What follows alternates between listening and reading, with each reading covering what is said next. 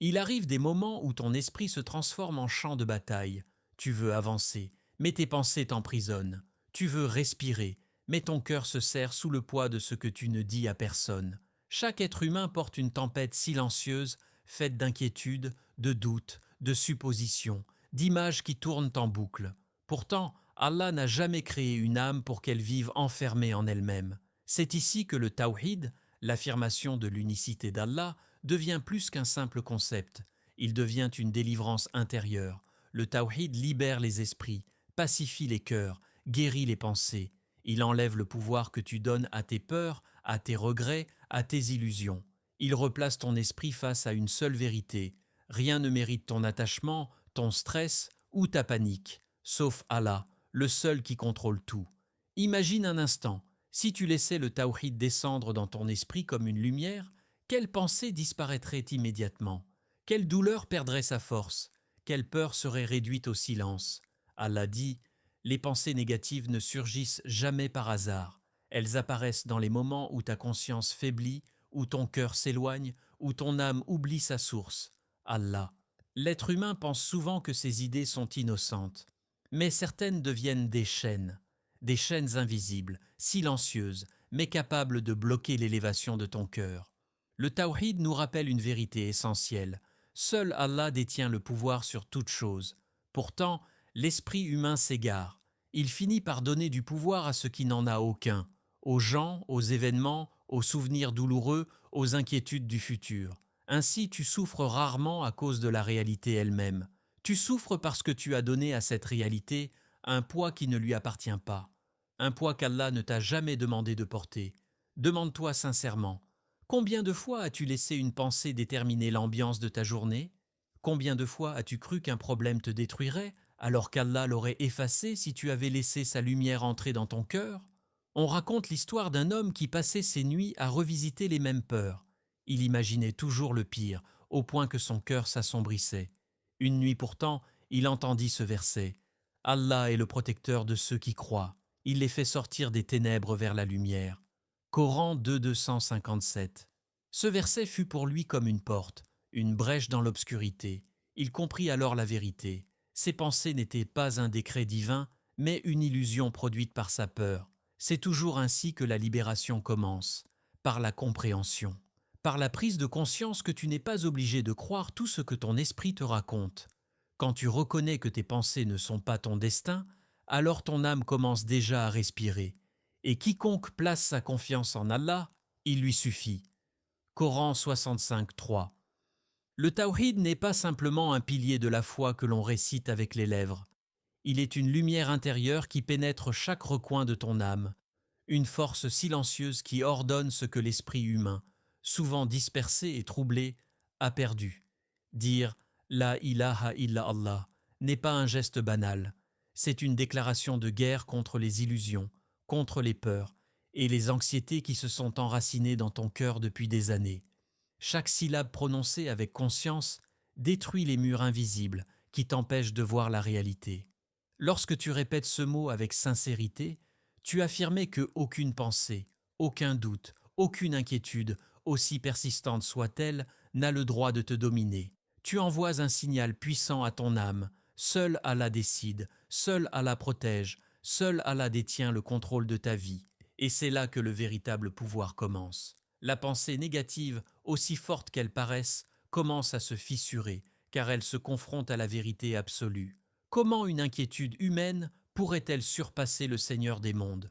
Comment une idée, aussi obsédante soit-elle, pourrait-elle occuper la place de celui qui connaît le secret et ce qui est encore plus caché? Imagine une femme qui vit chaque soir avec le poids de l'inquiétude. Chaque nuit, son esprit tisse des scénarios sombres. Et si je perdais mon travail? Et si je tombais malade? Et si demain tout s'écroulait? Ces pensées la poursuivaient comme des ombres. Puis, un jour, elle commença à prononcer lentement la ilaha illallah. Au début, c'était mécanique. Puis, progressivement, ses lèvres devinrent le tremplin de son cœur. Elle sentait une douceur, une légèreté, comme si chaque mot balayait une pierre qui pesait sur son âme depuis des années. Elle murmura finalement « Je croyais contrôler mon avenir par mes pensées. Aujourd'hui, je sais que seul Allah contrôle ma vie. » À partir de ce moment, la peur perdit sa tyrannie et son esprit commença à respirer. Le tawhid agit exactement ainsi dans nos vies. Il ne supprime pas immédiatement toutes les inquiétudes, mais il les replace dans leur vraie perspective. La peur cesse d'être un maître, elle redevient une simple pensée parmi d'autres qui n'a plus le droit de régner sur ton cœur. Chaque fois que tu prononces La ilaha illallah, tu t'ouvres à la paix, car tu rappelles à ton esprit que le contrôle appartient à celui qui ne faiblit jamais. Et lorsque l'esprit accepte cette réalité, les chaînes invisibles se brisent une à une. Il y avait un jeune homme rongé par le doute et la confusion. Il cherchait des réponses partout, dans les livres, dans les conseils des hommes, dans ses propres calculs, mais aucune solution ne lui apportait la paix. Jusqu'au jour où il entendit ce verset « C'est à Allah que revient toute décision » Coran 354. Ce verset ne fut pas seulement un mot sur une page. Il devint pour lui un phare, une certitude intérieure qui balaya l'incertitude et les craintes. Il comprit que tout effort humain, toute spéculation, toute anxiété ne valait rien comparé à la vérité d'Allah. À partir de ce moment, chaque pensée négative qui apparaissait était confrontée à ce principe simple. Tu n'as aucun pouvoir sur ce qui est entre les mains d'Allah, et ce pouvoir n'est jamais faible ni injuste. Le tawhid transforme ton regard sur le monde. Les situations qui semblaient écrasantes deviennent des épreuves légères, car tu sais que celui qui est au contrôle voit l'ensemble de l'histoire, tandis que toi, tu ne vois qu'une partie. Les pensées de peur perdent leur tyrannie, les inquiétudes perdent leur pouvoir. Le cœur se calme et la clarté naît. L'esprit ne peut être asservi que si tu lui en laisses le contrôle. Chaque fois que tu luttes contre l'angoisse avec le nom d'Allah, tu détruis les illusions qui te gouvernaient. Chaque syllabe prononcée avec conscience est un pas vers la liberté intérieure. Tu n'ignores pas la réalité. Tu la places à sa juste place, sous le pouvoir d'Allah, non sous celui de tes pensées errantes. La peur cesse de décider. La confusion disparaît et la lumière de la certitude commence à briller dans ton cœur. Ainsi, le tawhid ne se limite pas à une parole ou un acte rituel. Il devient un instrument de purification émotionnelle et mentale, une force silencieuse qui réorganise l'intérieur de ton esprit et qui permet à l'âme de retrouver sa place, en paix, confiante et entièrement tournée vers celui qui contrôle tout. La pensée négative, confrontée à cette lumière, s'efface et ton esprit commence enfin à respirer librement. Imagine ton esprit comme une pièce sombre, remplie de coins que tu n'as jamais explorés, de poussières invisibles et de toiles d'araignées tissées par des inquiétudes anciennes. Chaque pensée négative est une ombre qui s'étire dans ce lieu fermé, prenant une importance qu'elle n'a pas, remplissant ton cœur de peur et de confusion.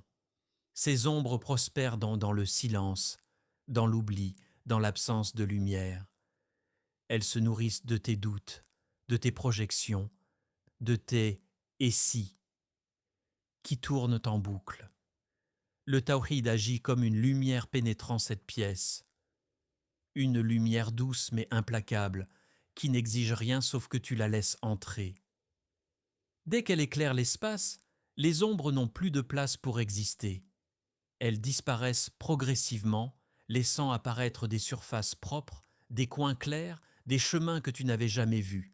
Et cette lumière n'est pas seulement intellectuelle, elle ne se limite pas à comprendre qu'Allah est unique. Elle est profondément sensorielle, émotionnelle. Elle touche chaque fibre de ton être, redonne de la clarté à ton esprit et replace tes pensées sous leur véritable statut. Des outils, pas des tyrans. Mais comment purifier ton esprit avec le tawhid?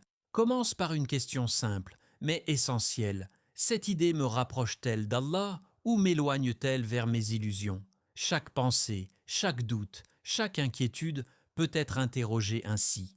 Et lorsque ton cœur choisit Allah, l'esprit suit naturellement cette direction. Il s'aligne avec le flux de la sérénité, car le cœur guide l'esprit plus sûrement que la logique humaine. La clarté naît de cette réorientation et la peur commence à se dissoudre. Prenons l'exemple d'un jeune étudiant. Son esprit était un chaos permanent. Chaque jour, il doutait de tout, de sa capacité à réussir, de ses choix, de sa valeur. Ses pensées tournaient en boucle et chaque échec mineur devenait un poids insupportable. Un imam lui dit un jour: ton esprit est rempli de choses que seul Allah devrait porter. Quand tu charges ton esprit de ce qui ne t'appartient pas, il s'effondre. Quand tu charges ton esprit du tawhid, il s'apaise. Ces mots n'étaient pas un simple conseil. Ils étaient une ouverture vers une réalité plus vaste. Il comprit que chaque pensée anxieuse qu'il nourrissait était en réalité un détournement de la lumière qu'il aurait pu accueillir. La révélation intérieure fut progressive. Plus il ramenait ses pensées vers Allah, plus son esprit devenait léger, calme et clair. Le Coran confirme ce processus avec une simplicité profonde. N'est-ce point par l'évocation d'Allah que les cœurs se tranquillisent? Coran 13, 28. Les cœurs qui se tranquillisent ont cette capacité unique. Ils arrêtent de nourrir les peurs. Les ombres de l'inquiétude ne peuvent s'y maintenir. L'esprit cesse de créer des scénarios catastrophiques. Il ne s'agite plus inutilement, ne se disperse plus dans des projections imaginaires. Il retrouve sa fonction naturelle, accueillir la lumière, discerner le vrai du faux, accepter ce qui est et se tourner vers celui qui contrôle tout.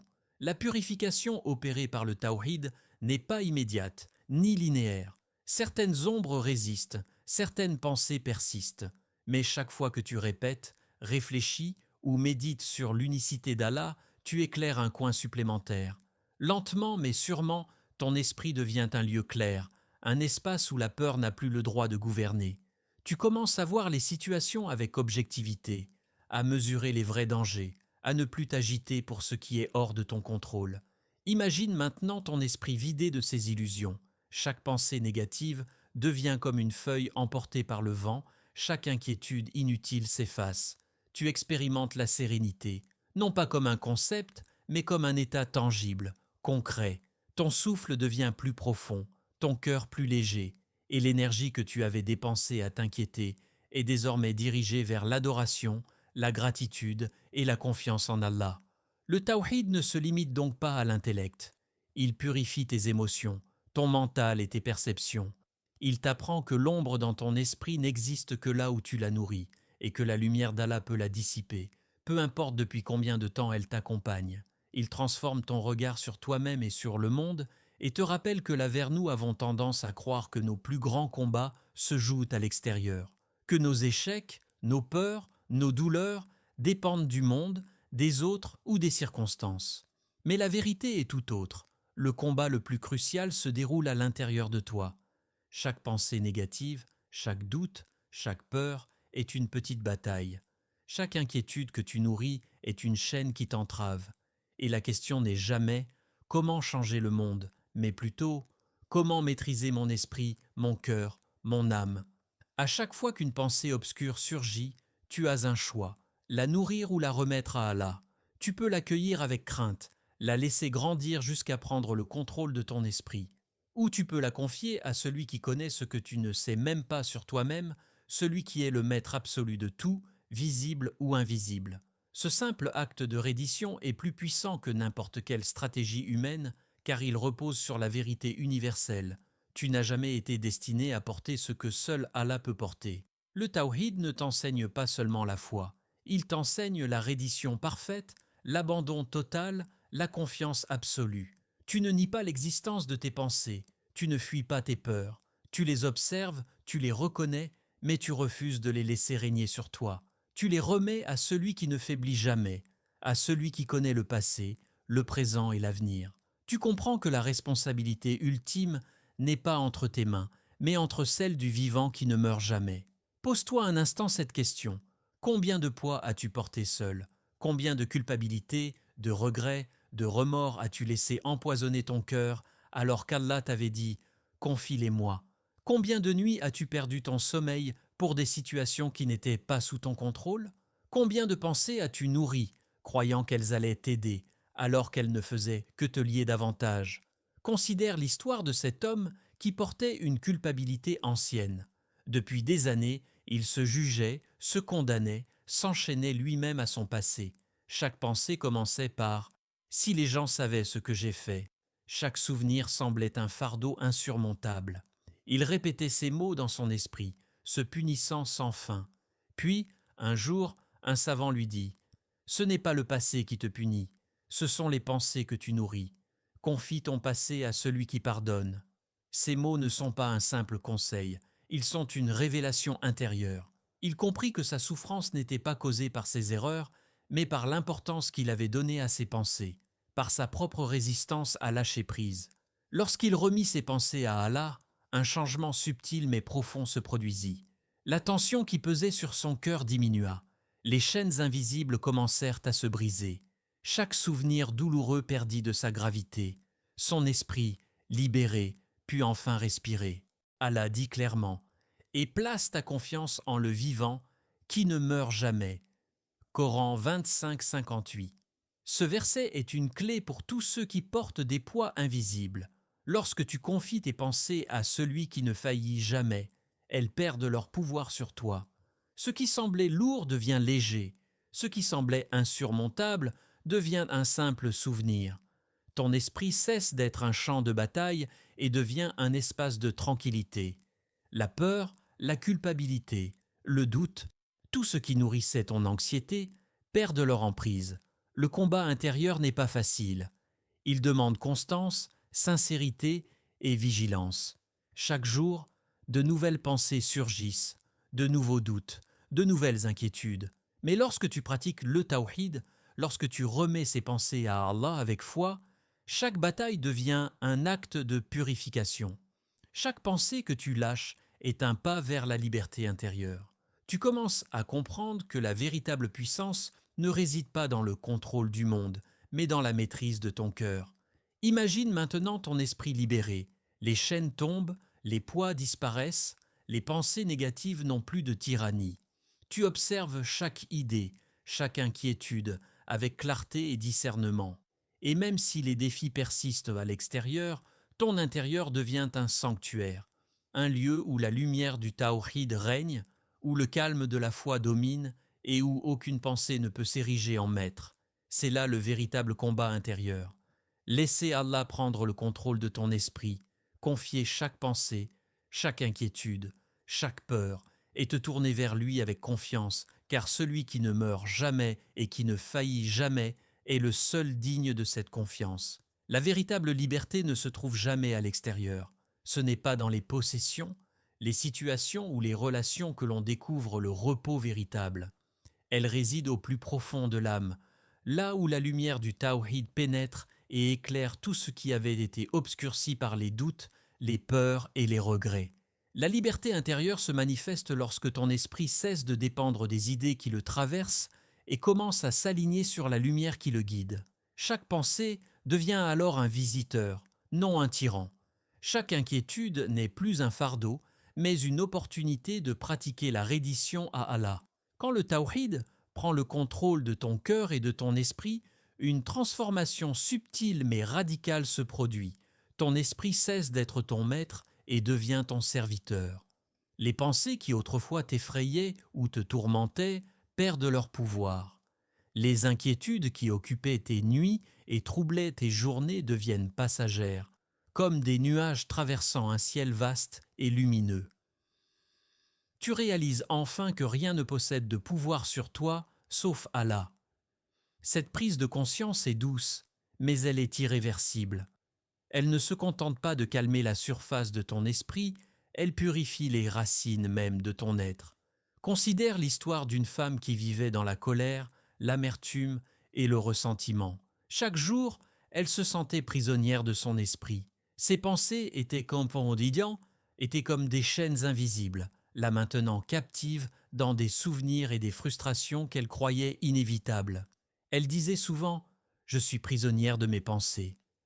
Mais lorsqu'elle commença à méditer sur le tawhid et à répéter avec sincérité « La ilaha illallah », un changement subtil mais profond s'opéra.